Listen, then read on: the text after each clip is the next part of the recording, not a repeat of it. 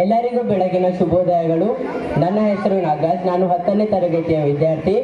ಎಲ್ಲರಿಗೂ 70ನೇ ಕನ್ನಡ ರಾಜ್ಯೋತ್ಸವದ ಶುಭಾಶಯಗಳು.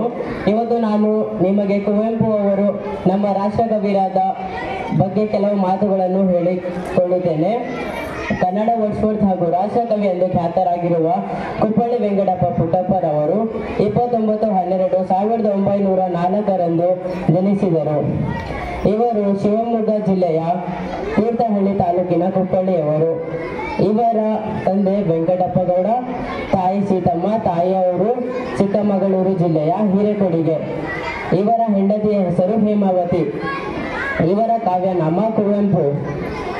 ಬೆರಳಿಗೆ ಕೊರಳ್, ಶೂದ್ರ ತಪಸ್ವಿ, ಜಲಗಾರ ಇವರ ನಾಟಕಗಳು, ಪಕ್ಷಿಕಾಶಿ, ನವಿಲು ಇವರ ಕವನ ಸಂಕಲನಗಳು, ಶ್ರೀರಾಮಾಯಣ ದರ್ಶನಂ ಇವರ ಮಹಾಕಾವ್ಯ. ಪ್ರಸ್ತುತ 80ಕ್ಕೂ ಹೆಚ್ಚು ಕೃತಿಗಳನ್ನು ಇವರು ರಚಿಸಿದ್ದಾರೆ.